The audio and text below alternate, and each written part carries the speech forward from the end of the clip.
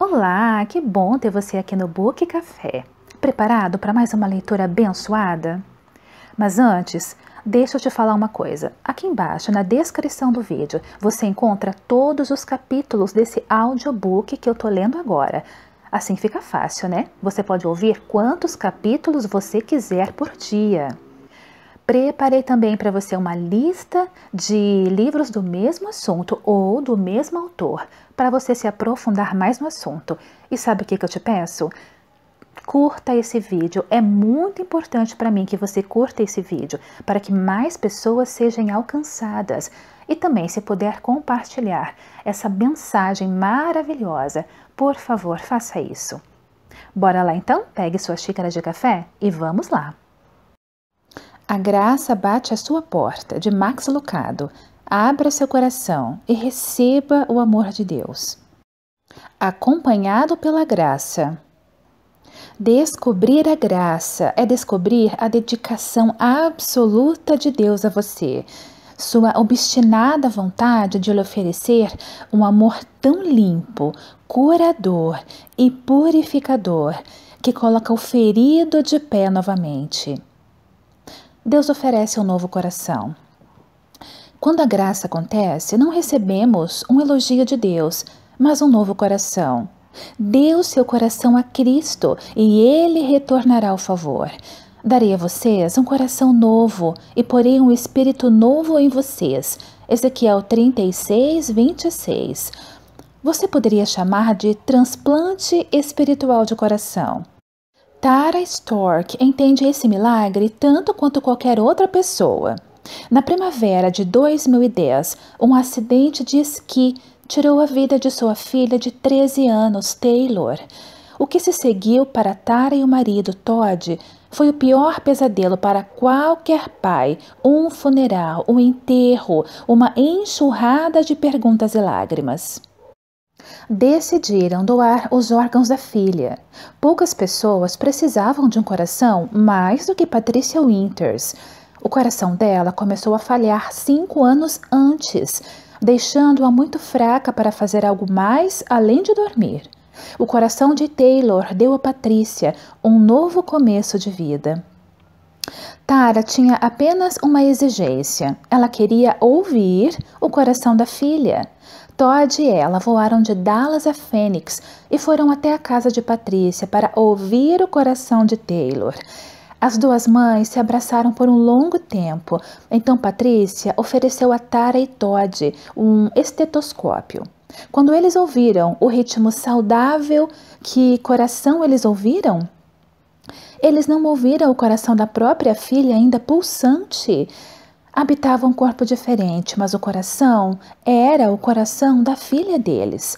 E quando Deus ouve seu coração, Ele não ouve o coração do próprio filho, ainda pulsante. O cristão é uma pessoa em que Cristo está acontecendo. Deus distribui a sua bondade, não com um conta-gotas, mas com um hidrante. Seu coração é um copo descartável e a graça de Deus é o mar Mediterrâneo. Você simplesmente não consegue contê-la por inteiro. Tu, Senhor, és Deus compassivo e misericordioso, muito paciente, rico em amor e em fidelidade. Salmos 86, verso 15. Deus é o autor do livro da graça. Ele fez com que Adão e Eva saíssem dos arbustos, com que o homicida Moisés saísse do deserto. Criou um lugar para Davi, embora este tenha se voltado para Batseba. Ele não desistiu de Elias, apesar do profeta ter desistido dele. Imerecido, inesperado, graça. Antes que saibamos das nossas necessidades. O banco me enviou um aviso de saldo devedor na conta corrente de uma de minhas filhas. Eu incentivei as meninas a cuidarem das suas contas desde os tempos da faculdade. Mesmo assim, às vezes elas gastam demais. O que eu deveria ter feito? Deixar o banco assimilar o prejuízo? Eles não fariam isso. Enviaram um bilhete furioso para ela. Uma advertência poderia ajudá-la mais tarde, mas não iria satisfazer o banco. Telefonar e lhe pedir para fazer um depósito? Sim, tanto quanto podia pedir para um peixe voar. Eu sabia da liquidez dela, 0. Transferir dinheiro da minha conta para dela parecia a melhor opção. Afinal, eu tinha $25,37. Podia ter coberto a conta dela e pagado a taxa de saldo devedor também. Além disso, aquele era o meu papel, não ter ideias. Se você estiver no vermelho, não me chame. A minha filha pode fazer algo que você não pode. Ela pode me chamar de pai. E desde que ela me chama de pai, fiz o que os pais fazem: cobri o erro da minha filha. Quando lhe disse que ela estava com a conta negativa, ela respondeu que sentia muito, mas não se propôs a fazer um depósito. Ela estava quebrada, não tinha opção. Pai, você poderia... Eu a interrompi. Querida, já fiz. Eu supri a necessidade dela antes mesmo dela saber que tinha uma. Muito antes de você saber que precisava de graça, seu pai fez a mesma coisa. Fez um depósito, um grande depósito. Cristo morreu em nosso favor quando ainda éramos pecadores. Romanos 5, verso 8. Antes de saber que precisava de um Salvador, você já tinha um. E quando você lhe pede misericórdia, ele responde: já lhe dei, querido filho, já lhe dei. Jesus trata os seus dias vergonhosos com graça. Ele tomará sua culpa se você lhe pedir. Tudo o que ele espera é o seu pedido. Tomamos os corações maculados nas mãos e os oferecemos a Deus, como faríamos com uma flor esmagada e sem perfume. Você pode dar vida a isto? E ele dá. Vocês sabem que não foi por meio de coisas perecíveis, como prata ou ouro, que vocês foram redimidos da sua maneira vazia de viver, que lhes foi transmitida por seus antepassados, mas pelo precioso sangue de Cristo, como de um cordeiro sem mancha e sem defeito. 1 Pedro 1, 18 e 19. Graça antes do café da manhã.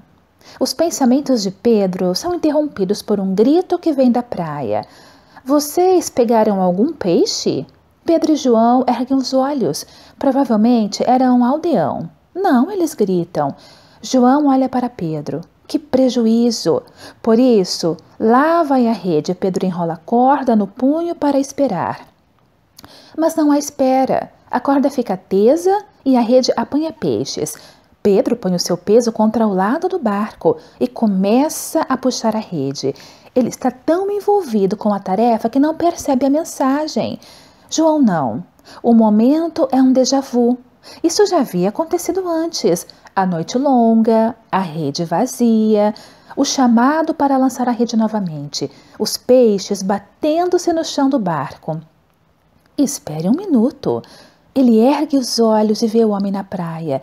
É ele! Sussurra, e então mais alto, é Jesus! Pedro se vira e olha. Jesus, o Deus do céu e da terra, está na praia e está fazendo uma fogueira. Pedro mergulha na água, nada até a praia, sai tropeçando, todo molhado e tremendo, e se põe diante do amigo a quem traiu. Jesus tinha preparado uma esteira de carvões. Como em poucas vezes em sua vida, Pedro fica em silêncio. Que palavras seriam suficientes? O momento é santo demais para dizer alguma coisa. Deus está oferecendo um café da manhã ao amigo que o traiu. E Pedro, mais uma vez, está encontrando graça na Galileia. O que dizer de um momento como este? O que você diz em uma hora como essa? São só você e Deus. Ambos sabem o que você fez e nenhum dos dois se orgulha disso. O que você faz? Você poderia pensar em fazer o que Pedro fez, ficar na presença de Deus, ficar sob seu olhar, ficar e esperar. Às vezes, é tudo o que uma alma pode fazer. Muito arrependimento para falar, mas esperançosos demais para partir. Nós apenas ficamos. Ficamos maravilhados. Ele voltou. Ele convida para tentar novamente, dessa vez com ele. Somos presunçosos, não quando nos maravilhamos na graça de Deus, mas quando a rejeitamos. Deus oferece segundas chances, como uma cozinha pública oferece comida a todos que pedem. A pessoa que não põe a sua esperança nas coisas que faz, mas simplesmente crê em Deus, e a fé dessa pessoa que faz com que ela seja aceita por Deus, o Deus que trata o culpado como se ele fosse inocente. Romanos 4, verso 5. A salvação é o resultado da graça. Sem exceção, nenhum homem ou mulher jamais fez uma obra para aprimorar a obra realizada pela cruz. Nosso Pai Celestial concede a graça. Venha comigo até a sala de estar de Deus. Sente-se na cadeira que foi preparada para você e aqueça as mãos com fogo que nunca se apaga. Pare diante da lareira e observe a pintura que se encontra acima dela. Seu pai estima muito esse retrato. Ele o pendurou onde todos possam vê-lo. O retrato capturou a cena meiga de um pai e um filho. No fundo da pintura, há uma grande casa no alto de uma colina. Sob os pés deles há um caminho estreito. Descendo da casa, o pai corre. Subindo a trilha, o filho anda com dificuldade e os dois se encontram ali no portão. Não conseguimos ver o rosto do filho que está enterrado no peito do pai. Não podemos ver seu rosto, mas podemos ver o manto esfarrapado e o cabelo desgrenhado. Podemos ver a lama em suas pernas, a sujeira em seus ombros e a bolsa vazia no chão. Uma vez, essa bolsa esteve cheia de dinheiro. Antes, esse rapaz esteve cheio de orgulho, mas isso foi uma dúzia de tavernas atrás. Agora, tanto a bolsa quanto o orgulho estão esgotados. O pródigo não oferece presentes nem explicações. Tudo o que oferece é o fedor de porcos e uma desculpa ensaiada. Pai, pequei contra o céu e contra ti. Não sou mais digno de ser chamado teu filho. Lucas 15, 21. Embora não possamos ver o rosto do filho, não podemos deixar de reparar no do pai. Veja as lágrimas brilhando nas bochechas encarquilhadas, o sorriso luminoso em meio à barba prateada. Um braço segura firme para que o rapaz não caia e o outro segura bem perto para que não duvide. Depressa, grita o pai. Tragam a melhor roupa e vistam nele. Coloquem um anel no seu dedo e calçados em seus pés. Tragam um novilho gordo e matem-no. Vamos fazer uma festa e alegrar-nos, pois este meu filho estava morto e voltou à vida. Estava perdido e foi achado. Lucas 15, verso 22. Observe esse retrato e lembre-se do seu Deus. É certo chamá-lo de santo. Falamos a verdade quando chamamos de rei. Mas se você quer tocar o coração dele, use o nome que ele ama ouvir. Chame-o de Pai. Cristo veio ao mundo por uma razão, dar a sua vida como um resgate por você, por mim, por todos nós. Ele se sacrificou para nos dar uma segunda chance. Ele foi ferido pelas nossas transgressões e moído pelas nossas iniquidades. Isaías 53, 5. Já lhe foi dado um presente que se compare à graça de Deus. Encontrar esse tesouro de misericórdia faz do mendigo mais pobre um príncipe. Perder esse presente faz do homem mais rico um miserável. O amor gracioso de Deus. Na época em que Martinho Lutero teve a sua Bíblia impressa em alemão, uma filha do tipógrafo encontrou o amor de Deus. Ninguém lhe contara sobre Jesus. Em relação a Deus, ela não sentia nada além de medo. Um dia, ela recolheu do chão algumas páginas caídas das Escrituras. Em uma folha, encontrou estas palavras: Deus tanto amou o mundo que deu.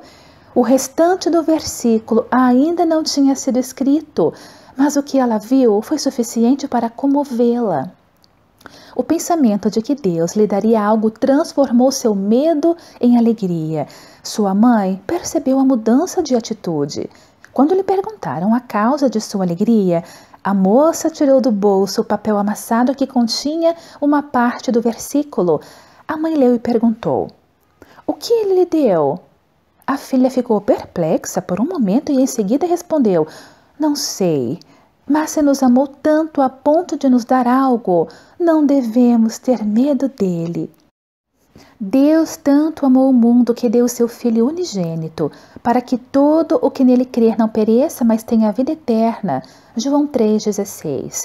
De todas as coisas que você precisa ganhar na vida, a afeição infindável de Deus é uma delas, e você a tem. Espreguice-se na rede da graça. Você pode descansar agora. É bom sermos espiritualmente fortes por meio da graça de Deus e não por meio da obediência a regras. Hebreus 13, verso 9. Pedimos graça apenas para encontrar o perdão já oferecido. Graça salvadora.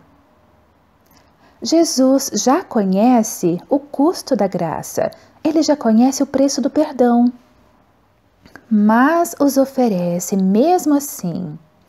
Deus demonstra seu amor por nós. Cristo morreu em nosso favor quando ainda éramos pecadores. Romanos 5, verso 8. Deus não olhou para as nossas vidas desgastadas e disse: "Morrerei por vocês quando merecerem." Não. Apesar dos nossos pecados, em face à nossa rebelião, Ele escolheu nos adotar. Jesus morreu por nossos pecados. Quando eu era menino, li uma fábula russa que falava de um mestre e de um servo que saíram em viagem para uma cidade. Já me esqueci de muitos detalhes, mas me lembro do final. Antes que pudessem chegar ao destino, os dois homens foram pegos por uma nevasca ofuscante. Eles perderam o rumo e não conseguiram chegar à cidade ao anoitecer. Na manhã seguinte, amigos preocupados foram procurar os dois homens. Por fim, encontraram o mestre, congelado até a morte, de cara na neve. Quando o ergueram, encontraram um servo, gelado, mas vivo. Ele sobreviveu e contou como o mestre tinha voluntariamente se deitado sobre ele para salvá-lo. Por muitos anos não pensei nessa história, mas quando li o que Cristo disse que faria por nós, me lembrei dela, pois Jesus é o mestre que morreu pelos seus servos. Alcancei misericórdia para que em mim, o pior dos pecadores, Cristo Jesus demonstrasse toda a grandeza da sua paciência. 1 Timóteo 1,16. Nosso Salvador se ajoelha, observa os atos mais obscuros da nossa vida, mas em vez de recuar horrorizado, ele estende a sua mão bondosa e diz: "Posso apagar isso se você quiser." E na bacia de sua graça, ele enche a mão de misericórdia e lava os nossos pecados. Nossa fé não merece o amor de Deus, mais do que a nossa estupidez o põe em risco. A cruz era pesada, o sangue era real e o preço foi exagerado. Teria levado você ou eu à falência. Então ele pagou por nós. Chame isso de simples, chame isso de presente, mas não chame de fácil. Chame pelo que é, chame de graça. Nossa pena está paga. De volta aos nossos dias na escola primária, meu irmão ganhou uma pistola de ar comprimido no Natal. No mesmo instante, montamos um estande de tiro ao alvo no quintal e passamos a tarde atirando contra ele. Cansando-se da facilidade com que acertava o círculo, meu irmão mandou-me buscar um espelho de mão. De costas para o alvo, pôs a arma sobre o ombro, localizou o espelho, o pontinho preto no estande, e fez a melhor imitação de um herói do faroeste. Mas errou o alvo. Também errou o depósito atrás do alvo e a cerca atrás do depósito. Não tínhamos a menor ideia de onde o chumbinho da pistola havia parado. No entanto, nosso vizinho do outro lado da viela soube. Ele logo apareceu na cerca do quintal dos fundos, perguntando quem havia atirado e quem iria pagar pela porta de correr de vidro. Nesse momento, fingi não conhecer meu irmão. Mudei meu último nome e aleguei ser uma visita do Canadá que viera passar as férias ali. Meu pai foi o mais nobre do que eu. Ouvindo o barulho, ele apareceu no quintal, acabando de acordar de sua soneca no dia de Natal, e conversou com o vizinho. Entre suas palavras estavam as seguintes: sim, são meus filhos. Sim, vou pagar pelo erro deles. Cristo diz o mesmo a seu respeito. Ele sabe que você erra o alvo. Ele sabe que você não pode pagar por seus erros, mas ele pode. Deus o ofereceu como sacrifício para propiciação mediante a fé. Romanos 3, verso 25. Ser salvo pela graça é ser salvo por Jesus.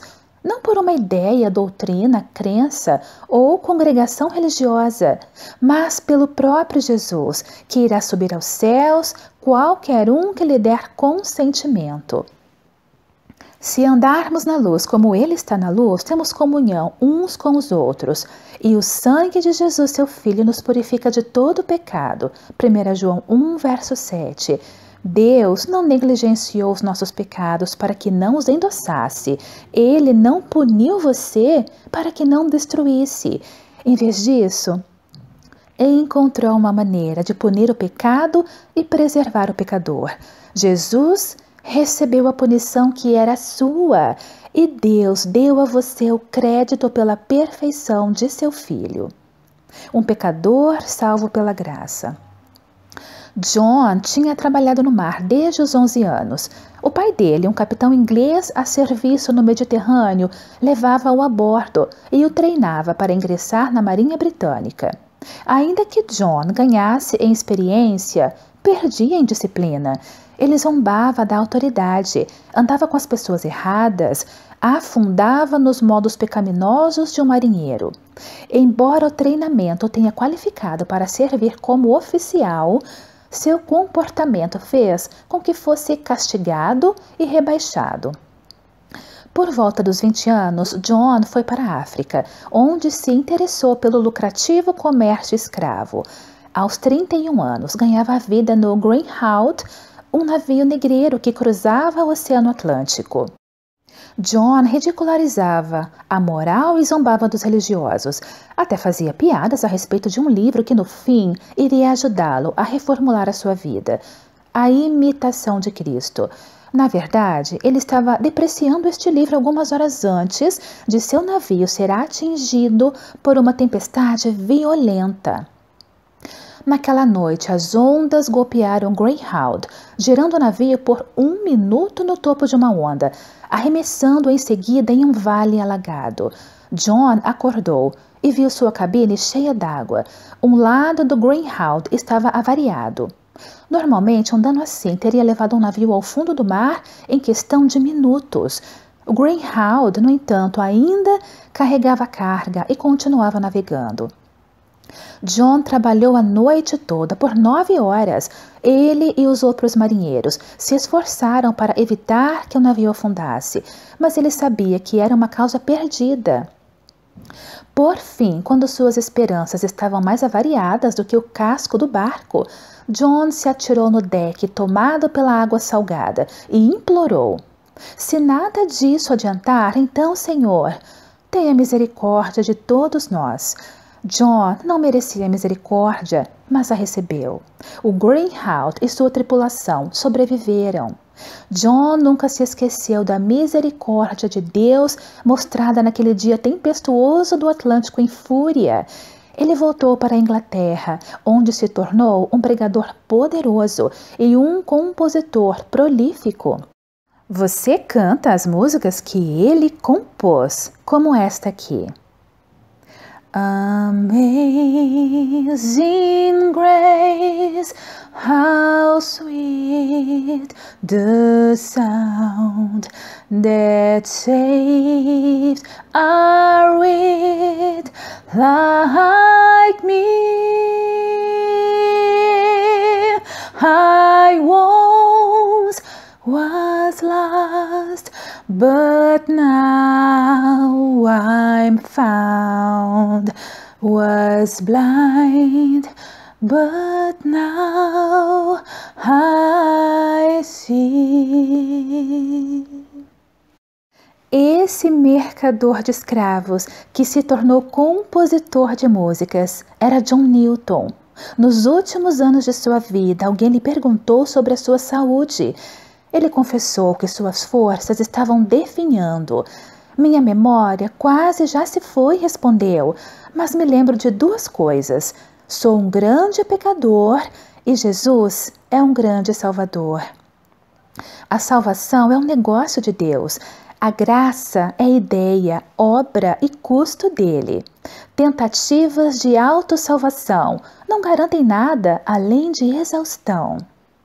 Vocês são salvos pela graça por meio da fé, e isto não vem de vós, é dom de Deus, não por obras para que ninguém se glorie. Efésios 2, versos 8 e 9. Você acha que Deus o amaria mais se você fizesse mais, certo? Acha que se você fosse melhor, o amor dele seria mais profundo, certo? Errado. Perdoado pela graça. Nos primeiros dias da Guerra Civil Americana, um soldado dos Estados do Norte foi preso sob acusação de deserção. Incapaz de provar a sua inocência, ele foi condenado e sentenciado à morte dos desertores. O recurso de apelação chegou à mesa de Abraham Lincoln. O presidente se apiedou e assinou a sua absolvição. O soldado voltou ao serviço, lutou a guerra toda e foi morto na última batalha. No bolso do seu uniforme estava a carta assinada pelo presidente. Perto do coração do soldado estavam as palavras de perdão do seu líder. Ele encontrou coragem na graça. Fico imaginando quantos outros milhares encontraram coragem na simbólica cruz de seu Rei Celestial. A graça é toda Jesus. A graça existe porque Ele existe, opera porque Ele opera e é importante porque Ele é importante. Você não consegue ser bom o bastante para merecer perdão. É por isso que precisamos de um Salvador. Confiando na graça de Deus. Você precisa confiar na graça de Deus. Siga o exemplo dos mineiros chilenos, presos debaixo de 600 metros de rocha sólida. Os 33 homens estavam desesperados. O colapso de um túnel principal selara a saída e os empurrara para o modo de sobrevivência. Comiam 2 colheres de atum, uma porção de pêssegos e tomavam um gole de leite. A cada 2 dias, por 2 meses, oraram para que alguém os salvasse. Na superfície acima deles, a equipe de resgate chilena trabalhava sem parar, consultando a NASA e encontrando-se com especialistas. Eles criaram uma cápsula de 4 metros de altura e perfuraram primeiro um buraco de comunicação, depois um túnel de escavação. Não havia garantia de sucesso. Ninguém jamais ficara preso debaixo da terra por todo esse tempo e vivera para contar a história. Dessa vez, alguém sobreviveu. Em 13 de outubro de 2010, os homens começaram a subir cumprimentando-se e entoando cantos de vitória. Um que era bisavô, um de 44 anos que estava planejando um casamento, depois um de 19 anos. Todos tinham histórias diferentes, mas todos tomaram a mesma decisão, acreditaram que alguém os salvaria. Nenhum deles respondeu à oferta de resgate com uma declaração de independência. Eu consigo sair daqui sozinho, apenas dê-me uma nova broca. Eles olharam para a sepultura de pedra, tempo suficiente para chegar a uma opinião unânime. Precisamos de ajuda. Precisamos de alguém que penetre neste mundo e nos tire daqui. E quando a cápsula de resgate chegou, eles subiram. Por que é tão difícil para nós fazermos o mesmo? Achamos mais fácil acreditar no milagre da ressurreição do que no milagre da graça. Temos tanto medo de fracassar que criamos a imagem da perfeição, com medo de que o céu esteja mais desapontado conosco do que nós estamos. O resultado, a pessoa mais exausta da terra. As tentativas de autossalvação não levam a nada, a não ser a exaustão. Corremos e nos apressamos tentando agradar a Deus, colecionando medalhas de mérito e pontos extras, e franzindo a testa a qualquer um que questione nossas conquistas. Chamamo-nos de a igreja dos rostos de cães de caça e ombros caídos. Pare com isso. De uma vez por todas, chega desse frenesi. É bom sermos espiritualmente fortes por meio da graça de Deus e não por meio da obediência à regra. Hebreus 13, verso 9. Jesus não diz: venham a mim todos os que são perfeitos e sem pecados. Totalmente o oposto. Venham a mim todos os que estão cansados e sobrecarregados, e eu lhes darei descanso. Mateus 11, 28. Se não aceitar o perdão de Deus, você estará condenado a ter medo.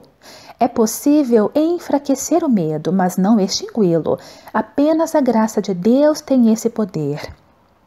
Jesus nos ama demais para nos deixar em dúvida sobre sua graça. Ele não guarda uma lista com nossos erros. Deixe a graça superar seus recordes impeditivos, suas críticas e sua consciência culpada. Veja a si mesmo pelo que você é, um projeto de remodelagem pessoal de Deus. Não tudo em si mesmo, mas uma peça em suas mãos. Mudado pela graça. Deus opera o milagre da salvação. Ele nos mergulha em misericórdia. Ele costura as nossas almas retalhadas. A graça de Deus nos muda, nos molda e nos conduz a uma vida modificada para sempre. Deus, que é rico em misericórdia pelo grande amor com que nos amou, deu-nos vida juntamente com Cristo quando ainda estávamos mortos em transgressões. Pela graça vocês são salvos. Efésios 2, versos 4 e 5. Deus transforma corações. Há alguns anos fui submetido a um procedimento cardíaco. Meus batimentos tinham a regularidade de um operador de telégrafo enviando um código Morse. Rápido, rápido, rápido, lento. Depois de várias tentativas fracassadas de restaurar o ritmo saudável com medicamentos, meu médico decidiu que precisaria de uma ablação por catéter. O plano foi assim. Um cardiologista inseriria 2 cabos no meu coração através de uma veia. Um era a câmera, o outro uma ferramenta de ablação. Ablacionar é queimar, sim, queimar, cauterizar, chamuscar. Se tudo acontecesse conforme o previsto, o médico, de acordo com as palavras dele, destruiria as partes que se comportam mal do meu coração. Enquanto eu era levado de maca para o centro cirúrgico, ele perguntou se eu ainda tinha alguma dúvida. Não foi a melhor escolha de palavras. Tentei ser inteligente. Você vai queimar o interior do meu coração, certo? Correto. Você pretende matar as células que não estão se comportando bem, não é? Esse é meu plano. Enquanto estiver ali, você poderia usar o maçarico na minha ganância, no meu egoísmo, na minha superioridade e na minha culpa? Ele sorriu e respondeu: desculpe, isso não está incluído no meu contra-cheque. Realmente não estava, mas estava no contra-cheque de Deus. Ele trabalha no ramo de mudança de corações. Não seria correto pensar que essa mudança ocorra da noite para o dia. Mas também não seria correto achar que a mudança nunca ocorra. Pode vir espasmodicamente com ahá, aqui, uma reviravolta ali, mas ela vem. Porque a graça de Deus se manifestou salvadora a todos os homens. Tito 2, verso 11. As comportas estão abertas e a água está saindo. Você nunca sabe quando a graça vai se infiltrar. Será que você poderia aproveitá-la? A graça é a melhor ideia de Deus. Em vez de pedir que mudemos, Ele cria a mudança. Precisamos ser puros para Ele nos aceitar? Não. Ele nos aceita e nos purifica. Aproximemo-nos do trono da graça com toda a confiança, a fim de recebermos misericórdia e encontrarmos graça que nos ajude no momento da necessidade. Hebreus 4:16. Graça é a voz que nos invoca a mudar e depois nos dá o poder de conseguir mudar. Transformado pela graça. No clássico Os Miseráveis, Victor Hugo nos apresenta Jean Valjean. Valjean surge primeiramente como um vagabundo, um prisioneiro de meia-idade recém-libertado, vestindo calças gastas e um casaco surrado. 19 anos em uma prisão francesa deixaram-no rude e destemido. Caminhara por 4 dias no frio alpino no sudoeste francês do século XIX, somente para descobrir que nenhuma pensão aceitaria, nem uma taverna o alimentaria. Finalmente bate à porta da casa de um bispo. O Monsenhor Muriel tem 75 anos. Como Valjean, também perdera muito. A revolução levara todos os bens valiosos de sua família, exceto a prataria, uma concha de sopa e 2 castiçais. Valjean conta sua história, esperando que o religioso o mande embora. Mas o bispo é gentil, pede ao visitante que se sente perto do fogo. Você não precisa me contar quem você era, ele explica. Essa não é minha casa, é a casa de Jesus Cristo. Depois de algum tempo, o bispo leva o ex-condenado à mesa, em que jantam sopa, pão, figos e queijo com vinho, usando a fina prataria do bispo. Ele mostra o quarto a Valjean. Apesar do conforto, o ex-prisioneiro não consegue dormir, e mesmo com a bondade do bispo, ele não consegue resistir à tentação. Coloca a prataria na sacola. Monsenhor Muriel dorme no momento do roubo e Valjean foge durante a noite. Mas não consegue ir muito longe. Os policiais o capturam e o conduzem à casa do bispo. Valjean sabe o que significa a captura. Prisão para o resto da vida. Porém, algo maravilhoso acontece. Antes de o policial poder explicar o crime, o Monsenhor se adianta. Oh, aqui está você! Estou contente em vê-lo. Não acredito que eu tenha esquecido os castiçais. Eles também são feitos de prata pura. Leve-os com os garfos e as colheres que dei a você. Valjean fica atônito. O bispo dispensa os policiais, vira-se e diz: Jean Valjean, meu irmão, você não mais pertence ao mal, mas sim ao bem. Comprei sua alma de você. Tomo-a de volta dos pensamentos e feitos malignos e do espírito do inferno e dou-a a Deus. Valjean tinha uma escolha: acreditar no sacerdote ou acreditar em seu passado. Jean Valjean acredita no sacerdote, torna-se prefeito de uma cidadezinha, constrói uma fábrica, dá emprego aos pobres, fica com pena de uma mãe moribunda e cria filha dela. A graça o mudou, deixe que ela mude você também. Olhar para o pecado sem a graça é desespero. Olhar para a graça sem pecado é arrogância. Olhar os dois em conjunto é conversão. Fui crucificado com Cristo, assim já não sou eu quem vive, mas Cristo vive em mim. A vida que agora vivo no corpo, vivo-a pela fé no Filho de Deus que me amou, se entregou por mim. Gálatas 2:20. Cristo está agindo, tirando você ousadamente de uma vida sem a graça, para dar uma vida moldada por ela. É o presente dado, dando presentes. Você é a obra-prima de Deus. Deus vê em você uma obra-prima prestes a surgir. Ele fará com você o que Vic Muniz fez com os catadores de lixo de Gramacho. Jardim Gramacho é o maior aterro sanitário do mundo, o Godzilla dos depósitos de lixo. O que o Rio de Janeiro descarta, Gramacho junta. E o que Gramacho junta, os catadores recolhem. Aproximadamente 3.000 catadores vivem do lixo, recuperando diariamente 200 toneladas de sucatas recicláveis. Eles trilham comboios intermináveis de caminhões, escalando montanhas de lixo e deslizando pelo outro lado, esbarrando nas sucatas durante o trajeto. Garrafas plásticas, tubos, fios e papel são separados e vendidos aos compradores que ficam à beira do depósito de lixo. No outro lado da baía, a estátua do Cristo Redentor abre seus braços em direção à Zona Sul com seus apartamentos de frente para o mar, no valor de US$ 1 milhão. Os turistas concentram-se ali. Ninguém vai até Gramacho, ninguém exceto Vic Muniz.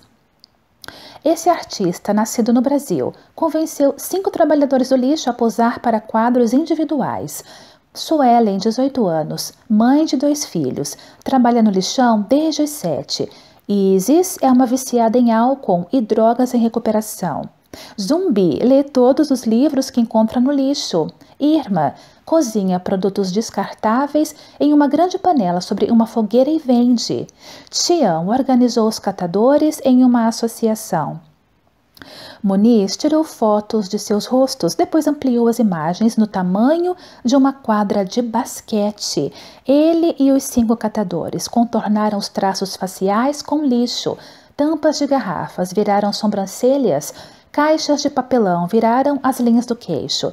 Tiras de borracha fizeram o sombreado. As imagens foram surgindo do lixo. Muniz subiu em uma plataforma de 10 metros de altura e tirou novas fotos. O resultado?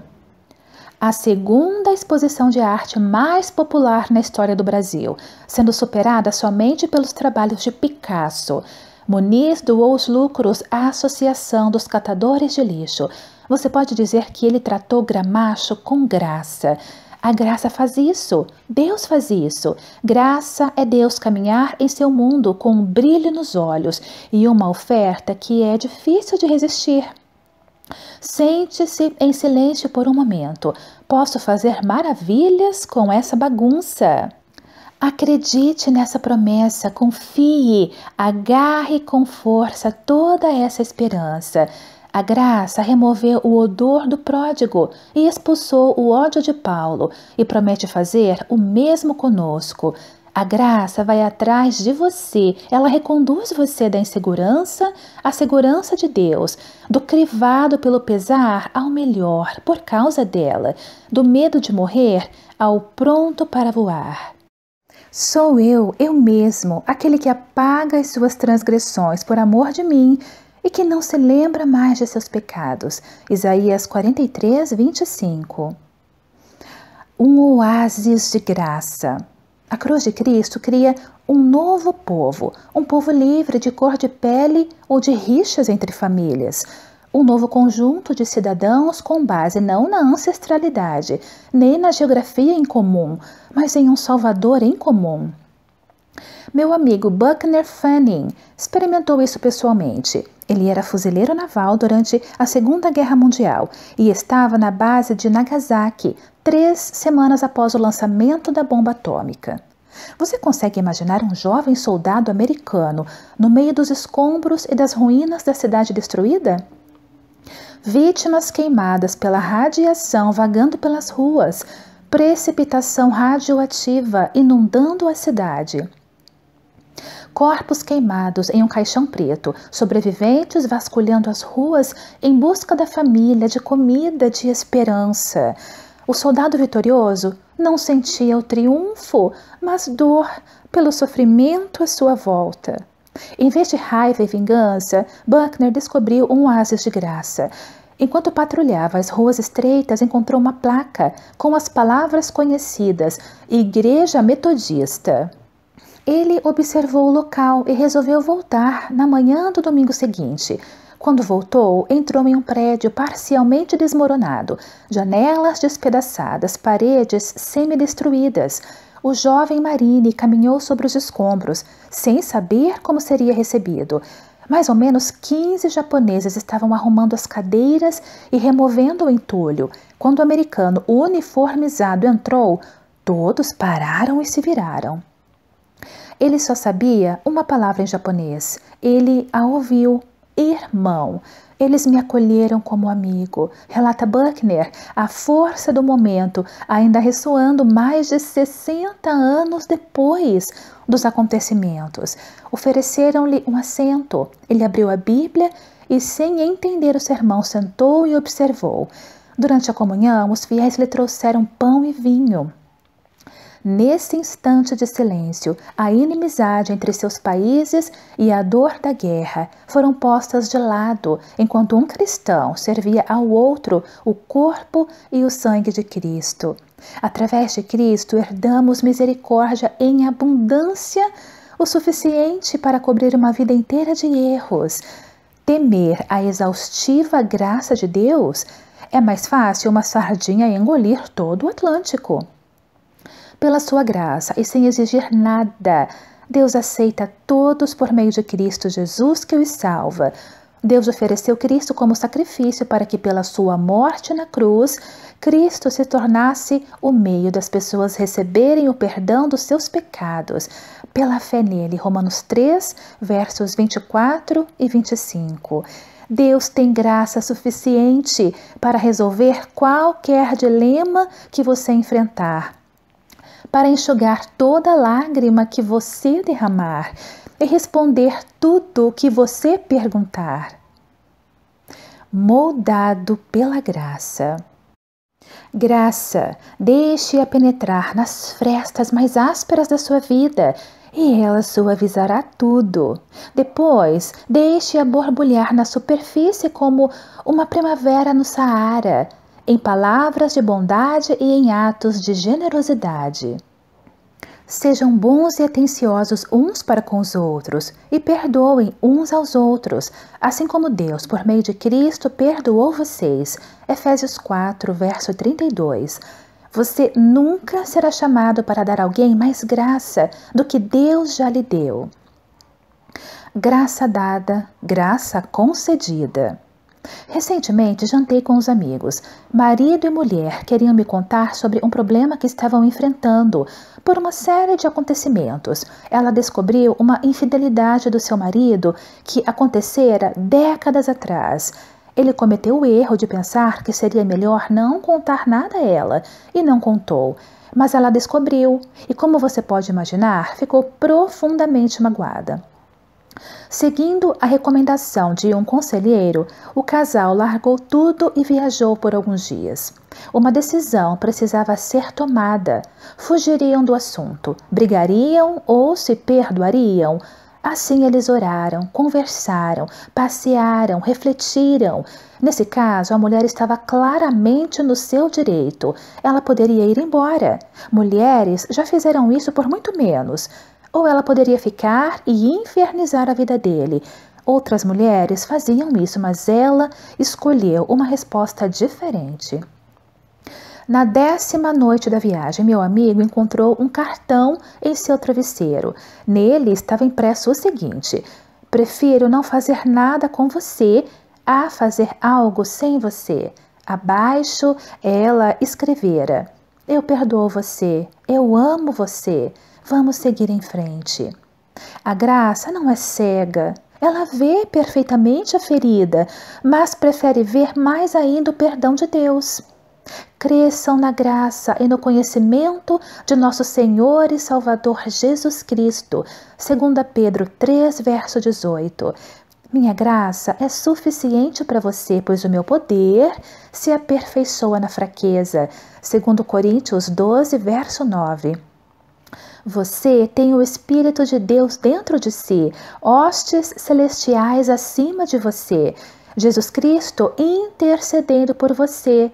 Você tem graça suficiente de Deus para sustentá-lo. Graça para cada necessidade. O nascimento da nossa primeira filha coincidiu com o cancelamento do nosso plano de saúde. Ainda não entendo como aconteceu. Tinha algo a ver com a empresa estar sediada nos Estados Unidos e Dina ter nascido no Brasil. Denalyn e eu ficamos com a alegria de uma menininha de 3,6 kg e os encargos de uma conta hospitalar de $2.500. Pagamos a conta sacando o dinheiro de uma poupança. Grato por poder pagar a dívida, mas desnorteado pelo problema do plano de saúde, me perguntei: será que Deus está tentando nos dizer alguma coisa?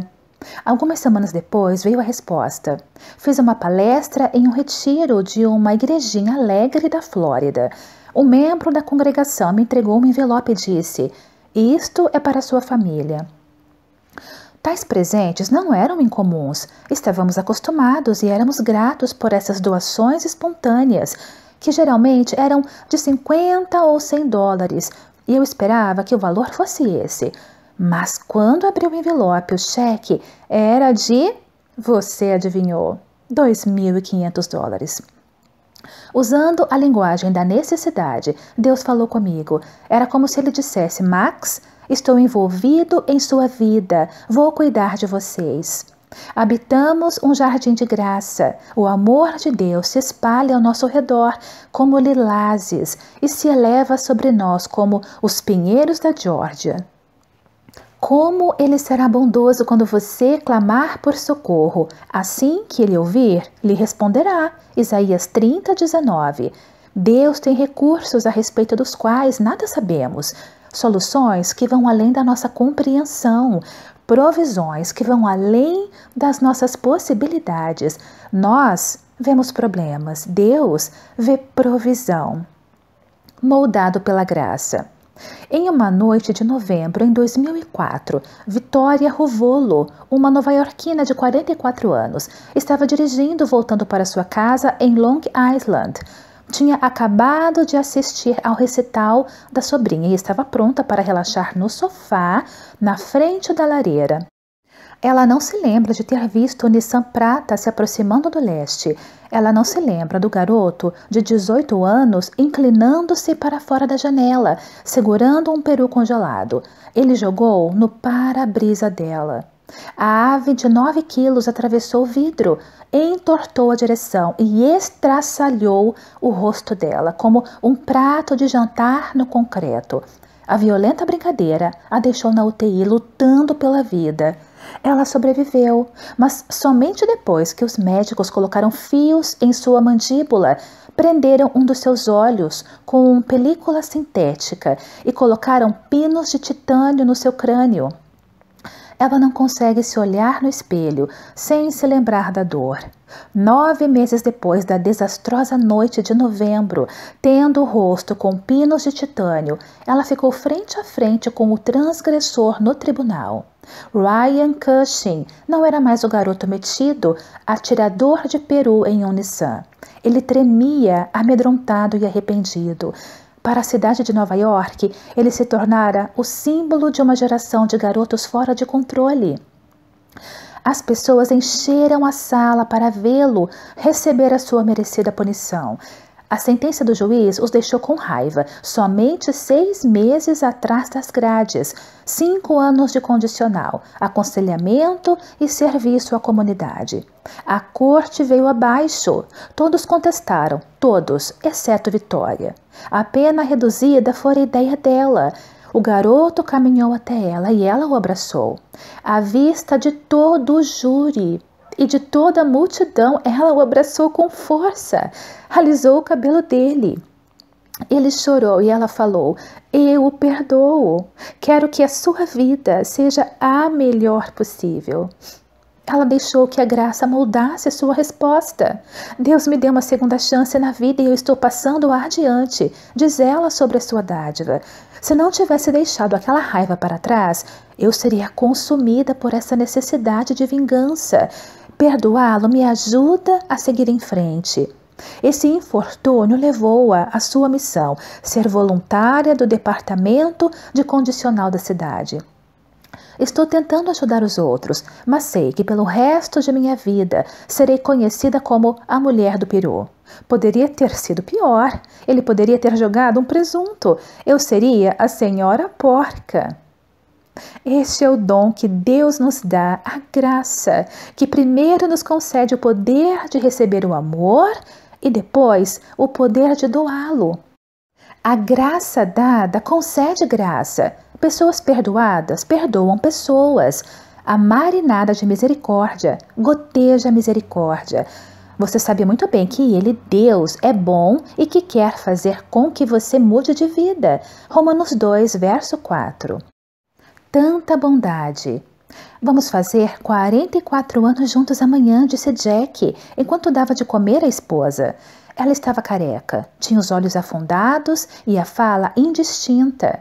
Os olhos permaneciam fixos e ela só abria a boca quando ele aproximava o garfo. Ele limpou o queixo dela e depois a própria testa.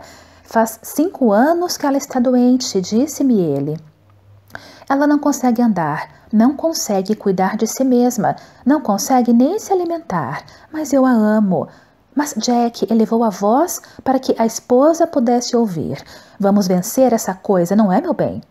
Depois de mais algumas garfadas, ele tornou a dizer: não temos planos de saúde. Quando eu podia pagar, achava que não precisaríamos. Agora devo para esse hospital mais de $50.000. Jack fez uma breve pausa para dar de beber à esposa, então continuou. Mas eles não me atormentam. Eles sabem que não posso pagar, mas mesmo assim nos aceitaram sem fazer qualquer questionamento. Os médicos nos tratam como se fossem os melhores pacientes em dia com os pagamentos. Quem poderia imaginar tanta bondade? Tive que concordar. Quem poderia imaginar tamanha bondade? No mundo espinhento dos sistemas de saúde caros, de alta tecnologia e quase sempre criticados, foi reconfortante encontrar profissionais dispostos a atender um casal que não tinha nada para dar em troca. Uma das melhores formas de celebrar o amor e a graça maravilhosos de Deus é compartilhar um pouco desse amor e dessa graça com os outros. Deus tornou pecado por nós aquele que não tinha pecado, para que nele nos tornássemos justiça de Deus. 2 Coríntios 5, 21. Amor cheio de graça. As vozes a arrancaram da cama. Levante-se, sua prostituta! Que tipo de mulher você pensa que é? Os sacerdotes arrombaram a porta do quarto, abriram as cortinas e arrancaram as cobertas.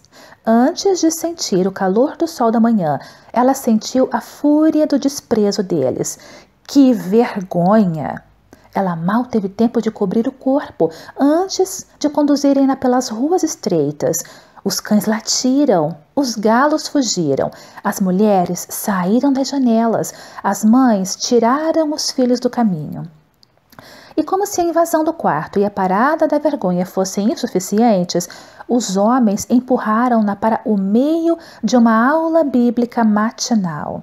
Ao amanhecer, Jesus apareceu novamente no templo, onde todo o povo se reuniu ao seu redor, e ele se assentou para ensiná-lo. Os mestres da lei e os fariseus trouxeram-lhe uma mulher surpreendida em adultério. Fizeram-na ficar em pé diante de todos e disseram a Jesus: Mestre, esta mulher foi surpreendida em ato de adultério. Na lei, Moisés nos ordena apedrejar tais mulheres. E o Senhor o que diz? João 8, verso 2. Os estudantes atônitos em pé ao lado dela, devotos queixosos do outro. Eles tinham suas próprias perguntas e convicções. A mulher vestia um penhoar sedutor e seu batom estava manchado. Esta mulher foi surpreendida em ato de adultério. Os acusadores dela gritaram: Na lei, Moisés nos ordena apedrejar tais mulheres. E o Senhor o que diz? A mulher não tinha saída. Negar a acusação? Ela fora surpreendida. Implorar pelo perdão de quem? De Deus? Os porta-vozes dele estavam apertando pedras e rosnando por entre os dentes. Ninguém falaria por ela. Mas alguém seria condescendente com ela. Jesus inclinou-se e começou a escrever no chão com o dedo. Esperaríamos que ele se erguesse, desse um passo à frente ou até mesmo subisse em uma escada e falasse, mas em vez disso ele se inclinou. Ele desceu mais baixo do que qualquer outro, abaixo dos sacerdotes, do povo e até mesmo da mulher. Ele está propenso a se inclinar. Ele inclinou-se perante o pelourinho de Roma. Inclinou-se para carregar a cruz. A graça é um Deus que se inclina. Aqui ele se inclinou para escrever na areia. O bando estava cada vez mais impaciente com o silêncio e a inclinação de Jesus. Visto que continuavam a interrogá-lo, ele se levantou. Ele se ergueu até os ombros ficarem retos e a cabeça elevada. Erguia-se em prol da mulher. Colocou-se entre ela e a multidão que queria linchá-la. Se algum de vocês estiver sem pecado, seja o primeiro a atirar a pedra nela. Inclinou-se novamente e continuou escrevendo no chão. Os acusadores se calaram. As pedras caíram no chão. Jesus retornou aos seus rabiscos. Os que ouviram foram saindo, um de cada vez, começando pelo mais velho. Jesus ficou só, com a mulher em pé diante dele. Jesus não havia terminado. Ele inclinou-se mais uma vez e perguntou à mulher: Mulher, onde estão eles? Ninguém a condenou? Ninguém, Senhor, disse ela. Declarou Jesus: Eu também não a condeno. Agora vá e abandone a sua vida de pecado. João 8, verso 10. Em minutos, o tribunal estava vazio. Jesus, a mulher, os seus acusadores, todos foram embora. Mas ponderemos. Observe as pedras no solo, abandonadas e não utilizadas, e observe o escrito na areia. Foi o único sermão que Jesus escreveu. Apesar de não sabermos as palavras, fico pensando se não foram estas: a graça acontece aqui. Ele o fez, a fim de que, justificados por sua graça, nos tornemos seus herdeiros, tendo a esperança da vida eterna. Tito 3, verso 7. Quando você ama o que não é amável, tem um vislumbre do que Deus faz por você. Quando mantém a luz da varanda acesa para o filho pródigo, quando faz o que é direito, mesmo que tenham feito errado, quando ama o fraco e o doente, você faz o que Deus faz em cada momento. Capacitado pela graça. Deus é o grande presenteador, o grande provedor, a fonte de toda bênção, absolutamente generoso e completamente confiável. Ousamos arriscar a nossa esperança na notícia mais alegre de todas. Se Deus permite o desafio, Ele providenciará graça para enfrentá-lo. Aquele que não poupou a seu próprio filho, mas o entregou por todos nós, como não nos dará juntamente com Ele e de graça todas as coisas? Romanos 8, 32. Deus usa pessoas como você e eu. Deus muda o mundo com gente como você. Basta perguntar para as 22 pessoas que viajaram para Londres em uma manhã de outono de 2009 para agradecer a Nicholas Winton. Elas poderiam ter passado por um grupo de idosos de algum asilo fazendo turismo. Todos tinham 70 ou 80 anos, muitos com cabelos grisalhos e passos mais atrapalhados do que lépidos. Mas não era uma viagem de turismo, era uma jornada de agradecimento. Vieram para agradecer o homem que salvou a vida deles, um centenário recurvado que os recebeu em uma plataforma de trem, assim como fizera em 1939. Na época, ele tinha 29 anos e era corretor na Bolsa de Valores. As tropas de Hitler devastavam a Tchecoslováquia, separando as famílias judias e encaminhando os pais para os campos de concentração. Ninguém estava cuidando das crianças. Winton tomou conhecimento desse problema e resolveu ajudá-las. Aproveitou as férias e viajou para Praga, onde encontrou pais que, por incrível que pareça, estavam dispostos a confiar o futuro dos filhos aos seus cuidados. Após retornar à Inglaterra, Winton trabalhou em seu emprego na bolsa durante o dia e intercedeu pelas crianças à noite. Ele convenceu a Grã-Bretanha a permitir a entrada delas, encontrou lares para a adoção e angariou fundos. Depois programou o primeiro transporte para 14 de março de 1939 e realizou outros 7 no decorrer dos 5 meses seguintes. O último comboio chegou em 2 de agosto, perfazendo o total de 669 crianças resgatadas. Em 1º de setembro aconteceu o maior transporte de todos, mas Hitler invadiu a Polônia e a Alemanha fechou suas fronteiras para a Europa.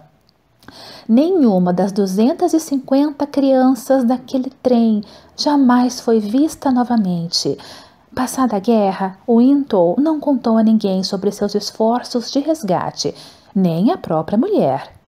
Em 1988, ela encontrou um álbum no sótão com fotos de todas as crianças e uma lista completa de nomes, e o incentivou a contar a história.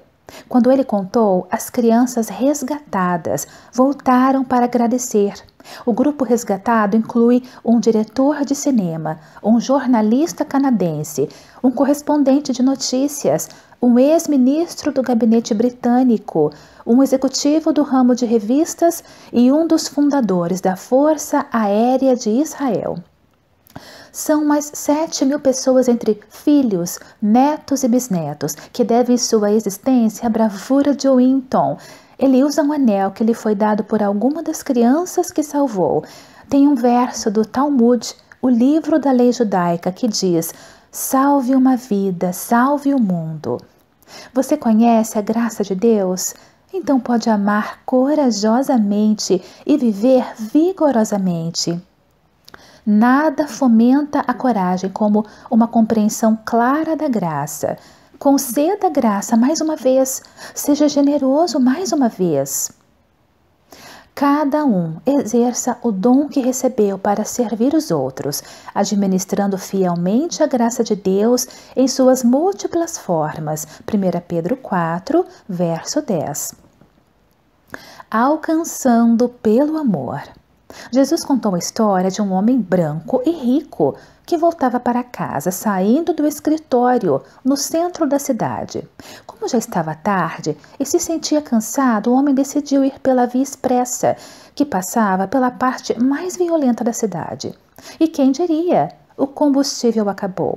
Enquanto andava até o posto de gasolina mais próximo, ele fora assaltado e agredido, ficando à beira da morte na calçada. Alguns minutos depois, um pastor passou pelo mesmo local enquanto se encaminhava para o culto noturno. Ele viu o homem na calçada e quis ajudar, mas achou que seria muito perigoso parar ali. Não demorou muito para que um respeitado líder comunitário também passasse por ali e avistasse o homem, mas ele também achou que seria melhor não se envolver. Por fim, um imigrante hispânico idoso que dirigia uma caminhonete velha viu o homem, parou e o levou até o hospital. O senhor pagou a conta do hospital e seguiu seu caminho. Eu mudei os personagens da história, mas não a pergunta que Jesus faz. Qual desses três você acha que foi o próximo do homem que caiu nas mãos dos assaltantes? Lucas 10, verso 36. Seu próximo não é só o vizinho da sua casa, mas também aquele do outro quarteirão ou das áreas humildes. Seu próximo é a pessoa que você aprendeu que não deve amar. Para o judeu dos tempos de Jesus, era o samaritano. Para o israelense de hoje, é o palestino. Para o árabe, é o judeu. Para o negro, que tal um caipira que dirige uma picape, carrega uma arma, masca tabaco e usa boné? Para o hispânico pobre, que tal o hispânico rico? Para qualquer hispânico, não seria a pessoa que o chama de imigrante clandestino? Para o branco, é aquele que o chama de gringo. Para o negro, é aquele que o chama de moleque. Amar o próximo é amar a pessoa que se acostumou a odiar. Se com as minhas fraquezas e os meus defeitos Deus permite que eu lhe chame de pai, por que não devo estender essa graça ao próximo? Alcancei misericórdia para que em mim, o pior dos pecadores, Cristo Jesus demonstrasse toda a grandeza da sua paciência, usando-me como um exemplo para aqueles que nele haveriam de crer para a vida eterna. 1 Timóteo 1,16. Se Deus nos amou tanto, podemos não nos amar uns aos outros? Tendo sido perdoados, podemos não perdoar? Tendo nos servido na mesa da graça, podemos não dividir umas poucas migalhas? Deus atende às nossas necessidades com a graça. O Wither Semple suspeitou de problemas no momento em que viu o corte na mão do pai. Os dois sentaram-se para fazer um rápido almoço no intervalo dos procedimentos cirúrgicos. Wither olhou para o ferimento e o questionou. Quando Kyle explicou que o machucado acontecera durante uma cirurgia, uma onda de náusea tomou conta dela. Os dois eram médicos, ambos sabiam do risco. Ambos entendiam o perigo de tratar pacientes com AIDS no Zimbábue. E agora seus medos se concretizaram. Kyle Sheets era um veterano com 12 anos de viagens em missões médicas. Essa viagem para o Zimbábue não era a primeira. A exposição ao vírus da AIDS era. O Wither encorajou seu pai a começar imediatamente o tratamento antirretroviral para evitar a infecção por HIV. Kyle estava relutante. Ele conhecia os efeitos colaterais. Cada um deles era uma ameaça à vida. Mesmo assim, Wither insistiu e ele consentiu. Em poucas horas, ele estava extremamente doente. Eles mudaram o momento da partida dele quando começaram a imaginar que ele sobreviveria à viagem de 44 horas, que incluía uma parada de 12 horas na África do Sul e 17 horas de voo para Atlanta. Kyle embarcou em um avião transoceânico com uma febre de 40 graus. Ele tremia de frio. Nesse momento, ele estava tendo dificuldades para respirar e não conseguia se sentar. Incoerente, olhos amarelados, fígado aumentado e dolorido. Os dois médicos reconheceram sintomas de insuficiência hepática aguda. O Wither sentia todo o peso da vida do pai sobre os seus ombros. O Wither explicou a situação aos pilotos e convenceu-os de que a melhor esperança para o pai era fazer o voo para os Estados Unidos o mais rápido possível. Com apenas um estetoscópio e um frasco de espinefrina, ela sentou-se ao lado dele e ficou imaginando como colocaria o corpo dele no corredor para fazer uma massagem cardíaca, no caso se o coração dele parasse. Vários minutos de voo e Kyle adormeceu. O Wither moveu-se por sobre ele e chegou ao banheiro a tempo de vomitar a água que acabara de beber. Ela curvou-se no chão em posição fetal, chorou e orou, preciso de ajuda. O Wither não se lembra por quanto tempo orou, mas foi o bastante para que um passageiro preocupado batesse à porta. Ela abriu e pôde ver 4 homens parados na copa. Um deles perguntou se ela estava bem. O Wither assegurou que estava bem e disse a ele que era médica. O rosto dele iluminou-se quando explicou que ele e seus amigos também eram médicos, assim como os outros 96 passageiros, disse ele. 100 médicos do México estavam no voo. O Wither explicou a situação e pediu seu auxílio e suas orações. Eles deram as duas coisas. Alertaram um colega que era médico especialista em doenças infecciosas. Juntos, avaliaram a condição de Kyle e concordaram que não havia mais nada a ser feito. Ofereceram-se para ficar com ele para que ela pudesse descansar. O Wither foi descansar. Quando acordou, Kyle estava em pé e conversando com um dos médicos. Embora sua doença ainda fosse caso de UTI, ele estava muito mais forte. O Wither começou a reconhecer a mão de Deus em ação. Ele os colocara exatamente no avião certo, com as pessoas certas. Deus satisfizera as necessidades deles com graça.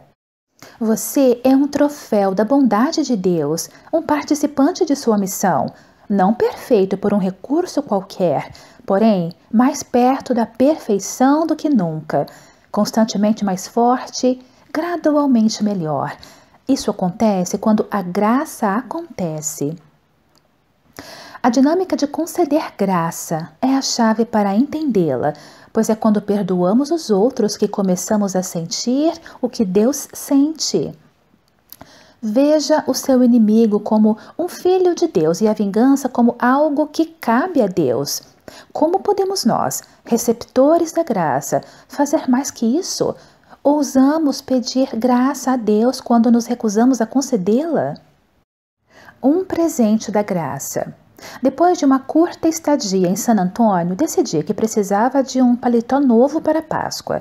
No Brasil, onde servimos, ninguém usa paletós e gravatas e logo não precisava tê-los.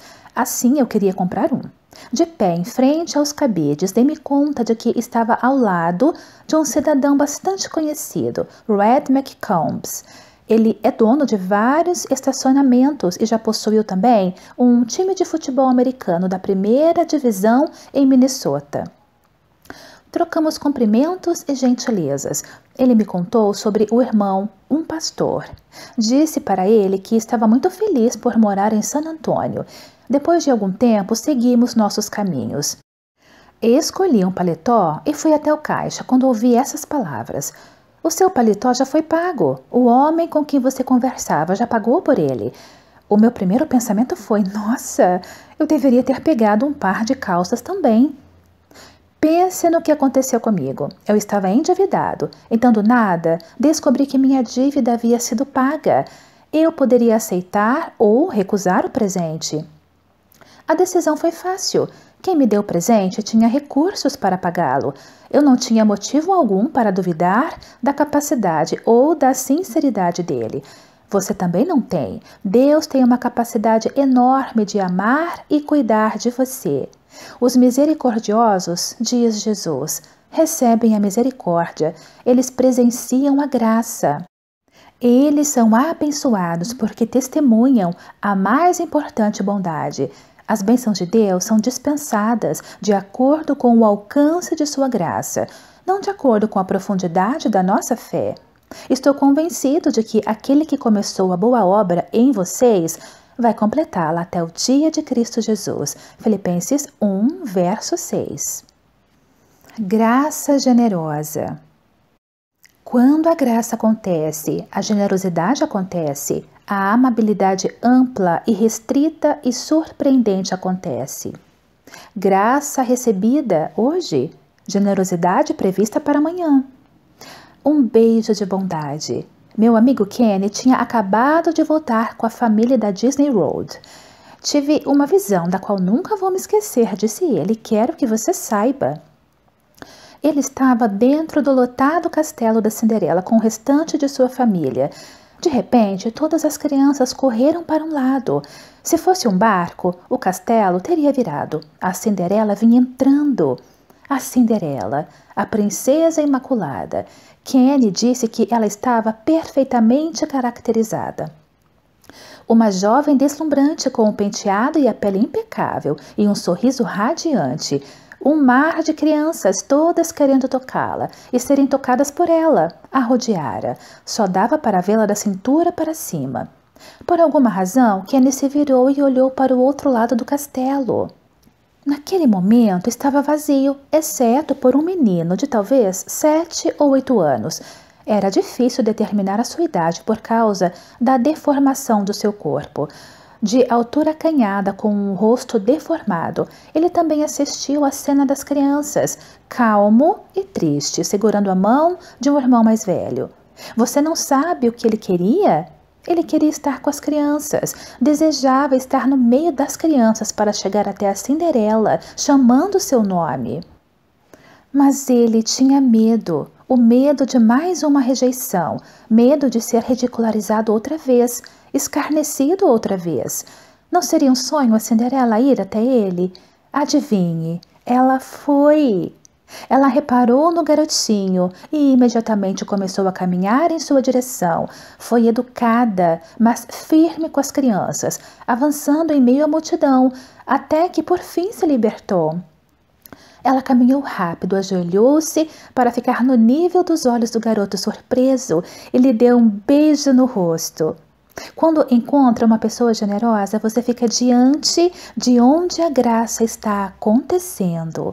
A graça de Deus se manifestou salvadora a todos os homens. Tito 2, verso 11. Graça em cascata. M. Wells sabia que sua loja de noivas estaria cheia. As futuras noivas aproveitavam os dias depois do dia de ação de graças. Era comum parentes e irmãs passarem a maior parte do fim de semana do feriado olhando vestidos de noiva na loja dela em San Antônio, no Texas. Do outro lado da cidade, Jack Entry estava no hospital lutando para continuar vivo. Ele estava nos estágios finais de um melanoma. Sofrera um colapso 2 dias antes e deram entrada no pronto-socorro. Sua família estava na cidade não apenas para celebrarem juntos a ação de graças, mas para fazer os preparativos para o casamento da filha dele. Chris Ellis casaria em alguns meses. As mulheres da família planejaram passar o dia selecionando um vestido de noiva, mas agora com Jack no hospital, Chris Ellis não queria ir. Jack insistira. Depois de muita persuasão, a mãe, a futura sogra e as irmãs foram até o salão das noivas. A proprietária da loja observou que as mulheres estavam um pouco reprimidas, mas ela achou que fosse apenas uma família mais silenciosa. Ela ajudou Chris Ellis a provar vários vestidos, até que ela encontrou um de seda e cetim branco, estilo duquesa, que todas amaram. Jack gostava de chamar a filha de princesa e o vestido, comentou Chris Ellis, faria com que ela se parecesse com uma. Foi quando Amy ouviu falar em Jack. Devido ao câncer, ele não poderia ver a filha vestida. E devido às contas médicas, a família não poderia pagar pelo vestido. Pareceu que Jack Entry morreria sem ver a sua filha vestida de noiva. Amy não queria mais ouvir nada. Disse a Chris Ellis para levar o vestido e o véu para o hospital e vesti-los para o pai. Ela diz, sabia que seria bom. Eu não tinha dúvidas quanto a fazer isso. Deus estava falando comigo. Não foi pedido nem fornecido nenhum cartão de crédito. Amy não anotou o telefone. Ela estava ansiosa para que a família fosse direto para o hospital. Chris Ellis não precisou que falassem 2 vezes. Quando ela chegou ao quarto do pai, ele estava muito medicado e adormecido. Quando a família o acordou, as portas do quarto abriram-se lentamente e lá estava sua filha, envolta em quase 15 metros de seda em camadas ondulantes. Ele conseguiu ficar alerta por 20 segundos, mas aqueles 20 segundos foram mágicos, recorda Chris Ellis. O meu pai me viu entrar usando o vestido mais lindo. Ele estava realmente fraco. Sorriu e continuou olhando para mim. Segurei a mão dele e ele a minha. Perguntei se eu parecia uma princesa. Ele acenou que sim. Olhou-me mais um pouco e parecia que estava prestes a chorar. E então voltou a dormir. 3 dias depois ele morreu. A generosidade de Amy criou um momento de graça em cascata. Deus para Amy, para Chris Ellis e para Jack. Não é assim que funciona? Jesus foi um modelo feito por Deus de um ser humano, sempre honesto, em meio à hipocrisia, e implacavelmente bondoso em um mundo cruel. O amor do Senhor Deus não se acaba e a sua bondade não tem fim. Esse amor e essa bondade são novos todas as manhãs. Lamentações 3:22. Graça dada a todos. Alguns anos atrás, um repórter que cobria o conflito em Sarajevo viu uma garotinha ser baleada por um franco-atirador. A parte de trás da cabeça dela tinha sido despedaçada pela bala. O repórter atirou longe o bloco e o lápis e deixou de ser repórter por alguns minutos. Ele correu até o homem que estava segurando a criança e o ajudou a entrar em seu carro. Conforme o repórter pisou no acelerador, correndo para o hospital, o homem que segurava a criança ensanguentada disse: "Depressa, meu amigo, a minha criança ainda está viva." Após uns 2 minutos, ele implorou: "Depressa, meu amigo, a minha criança ainda está respirando." No minuto seguinte: "Depressa, meu amigo, a minha criança ainda está quente." Por fim: "Depressa, meu amigo, ai meu Deus, a minha criança está ficando fria." Ao chegarem ao hospital, a garotinha estava morta. Quando os dois foram ao banheiro para lavar o sangue de suas mãos e roupas, o homem virou para o repórter e disse: "Esta é uma tarefa terrível para mim. Contar ao pai que sua filha está morta. Ele vai ficar inconsolável." O repórter parou estupefato, olhou para aquele homem angustiado e disse: "Pensei que ela era sua filha." O homem o encarou e respondeu: não, mas não são todos nossos filhos? De fato, os que sofrem pertencem a todos nós, e se todos nós respondermos, haverá esperança. Como podemos nós, que somos tão amados, não fazer o mesmo pelos outros?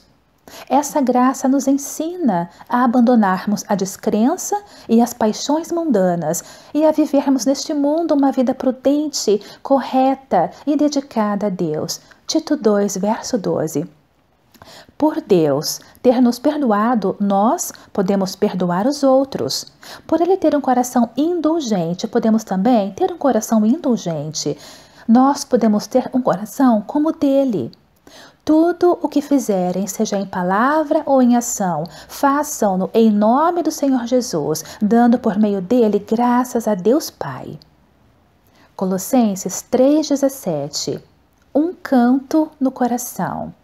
Bárbara Leininger e sua irmã Regina eram filhas de imigrantes alemães que se estabeleceram em Colonial, Pensilvânia, e as duas garotas tinham 11 e 9 anos quando foram sequestradas. Em um dia de outono em 1755, as irmãs estavam na cabana, na fazenda com o irmão e o pai, quando 2 índios guerreiros abriram a porta com força. O pai ofereceu comida e tabaco aos índios. Disse às garotas que pegassem um balde d'água, que os homens deviam estar com sede. Enquanto as garotas se apressavam pela porta, ele falava com elas em alemão, dizendo que não voltassem até que os índios tivessem ido embora. Elas correram até o riacho mais próximo.